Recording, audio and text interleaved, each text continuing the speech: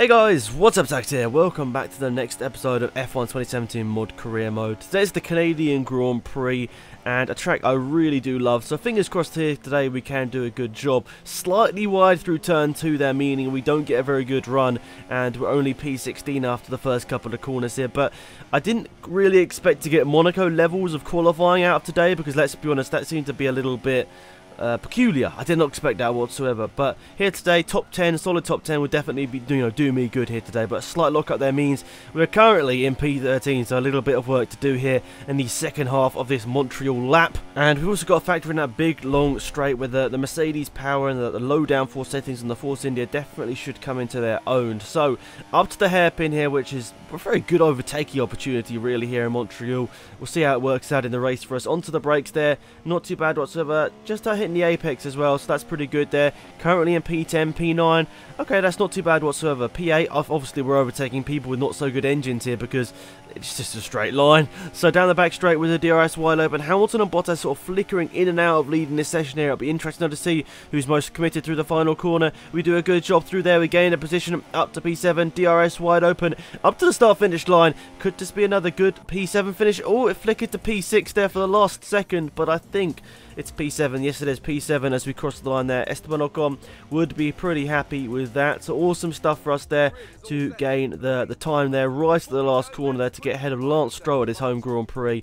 Massa and my teammate now actually in the top 10. He wasn't in the top 10 last time, but fair play, he's back in the top 10. So Canadian Grand Prix, as I said, I love this track. Honestly, all-time favourite. It's got to be right up there. So let's see what we can do here at this Montreal Grand Prix here, guys. Fingers crossed it's going to be a good race for us. It's one where we should do well on the back part of the track here with the good downforce settings we've got on right now. The low downforce settings should really help us out in the third sector of this lap. So let's look to the lights at the top of our screen here, guys, and the lights are out for the Canadian Grand Prix in 2017. Really terrible start there from Kimi Raikkonen, immediately up into P6. Sebastian Vettel didn't have a great start either, but we're not really sure about where we can place our car to get an overtake done here.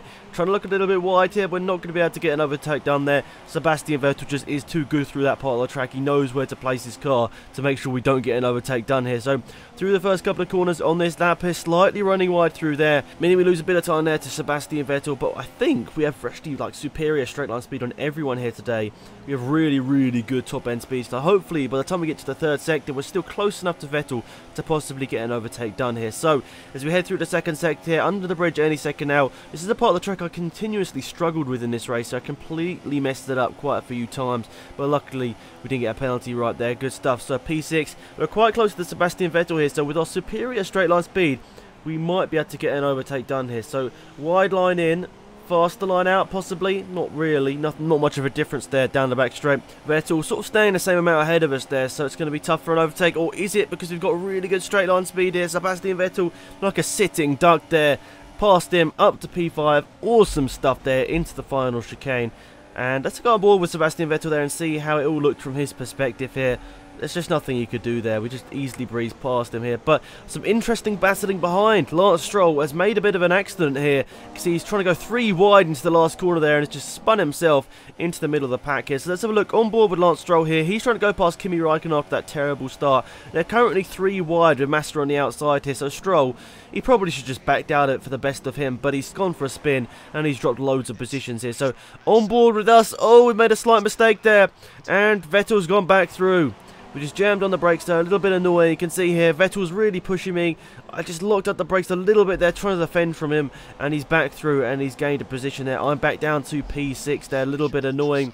But when we get to the back straight once again, are we going to have enough straight line speed to get past Vettel? Yes, we are. He's just so slow in a straight line. Very strange downforce settings there for the Ferrari driver. He's just so slow through that part of the track there. We gained so much time on him here, and we might be in contention for a podium again here today, guys.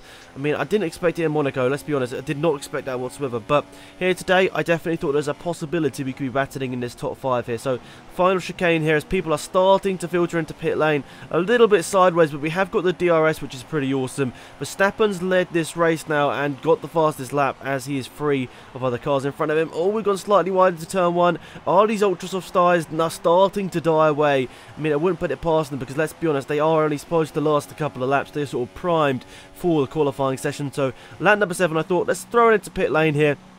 And I thought I'd be a bit, I thought I'd be a bit clever. I thought I'd be a bit clever and switch over to the super soft tyres. So I ran a couple of laps longer than everyone else, meaning that when I came to the pit lane, I was leading. And I thought, let's switch over to the super soft tyres because surely that's the best strategy to do. Because that means I go ultra soft, super softs, and I can get past anyone that overtakes me through doing a bit of an undercut. So I thought it was the best idea to go here. So our pit lane, we're going to come out pretty much where we started. P5. Oh, very close there between the two Mercedes drivers. So nearly contact there, so luckily we avoided that. So up here, Lewis Hamilton on the super soft tyres. Interesting strategy from him. We're not going to get him into the final corner here, but through here, right then left, awesome stuff. But we have got a very good run actually there. DRS for myself and Lewis Hamilton as we head down to turn 1. Can we get the overtake done here? Down the inside on the brakes. Yes, we can. Oh, nearly hit Bottas as well. I don't know whether there was contact. There might have been very, very slight contact, but making sure Bottas goes back through there. Don't want to sort of gain from that whatsoever because it was just an incident on my fault. I just basically broke too late and nearly or maybe possibly hit Bottas. So fair play, we got through there. I'm up to P4 now, but these guys surely on ultra softs aren't going to make it to the end, so these guys are probably going to pit again already, so what's the point, Alex? Anyway, let's go ahead to the end of lap 9, and Lewis Hamilton has an engine failure. You can see he's pulled into the pit lane there. I don't know if that's the pit, or whether he literally just had an engine failure and thought, yep, I'll go into pit lane, then spawned into the middle of the track. Okay, but anyway, into P4 that means now. And we're really putting the pressure on the Red Bulls here. And Bottas, with those ultra soft tyres, they're going for a different strategy approach here at Mercedes. They're going with a 2-stop strategy whilst we're trying to do a 1-stop, as are the Red Bulls. So we're really seeing the different strategies play out here. And I think Bottas should be pitting in the next couple of laps here to get rid of those ultra softs and probably go on to some super softs or mediums, not mediums, softs. So okay, he's in pit lane now, so that means we're going to be promoted up to P3 here. Awesome stuff. We forget to use the DRS until like halfway down the main straight, so that would have lost us a tenth of a second or so. But right behind these Red Bulls now, we're going to try and put the pressure on and try and get this overtake done and maybe even get a win. This is sounding weird once again. 2 races in a row in a contention for a win. It just doesn't sound right, does it? So after a really good run through the hairpin, we're right up by Max Verstappen, but he slightly pulls across the front of us there, meaning we don't get such a good run out of the corner, but we're still going to have DRS and the superior Mercedes top end speed, and with a low downforce as well. We're going to look pretty good into the last corner here, up into P2, ahead of Verstappen, now right up by Daniel Ricciardo. Can we get him? He's actually got DRS as well, so down this main straight, we're not going to be able to get past him, are we? We're looking to the inside, but we think better of it here. We don't want an accident with so little laps to go, I should say.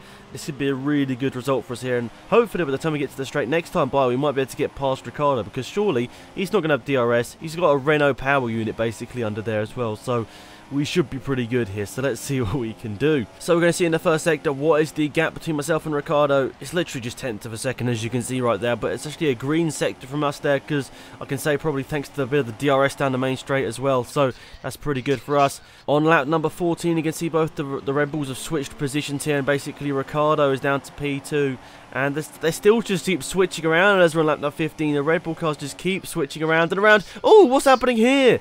Verstappen and Ricciardo, they're nearly making contact in a straight line. They're forcing themselves to the inside of the track there, which is really strange. Can we get a bit of an overtake done here? We're going to have DRS on Verstappen. I think he's got DRS on Ricciardo as well. Possibly no, because Ricciardo's got DRS, so he must have been behind Verstappen when the detection point was at. So, through turn 1, right up behind Daniel Ricciardo.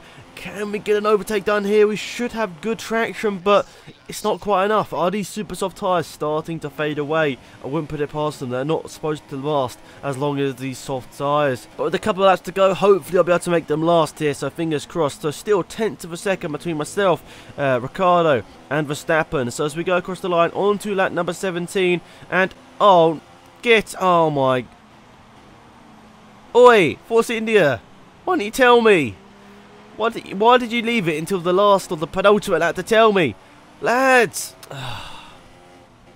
Okay then, I don't know really what to say there, but it wasn't that clearly laid out that I was supposed to use the soft compound tyres in this race. I know it was a bit of a noob on my part, just a noob mistake basically. Like, I don't know, I should have probably known, but when you only give yourself like 35 minutes to record an episode, like the gameplay wise, you don't really look into all the statistics and all the rules before each race. So a stupid error on my part, meaning I have to pit with 1 lap to go onto the soft tyres, meaning I'm going to lose bunches of time. But I suppose it also shows how good we were in this race, that we can pit twice and on the last lap of the race basically, and still come out in P6 right behind the Mercedes cars. I mean, I'd be pretty happy with that if I wasn't going to be in contention for a podium. But anyway, through the last corner, up to the start finish line, that's going to be P6 for us there, so that's going to be, what, 8 more points for the championship.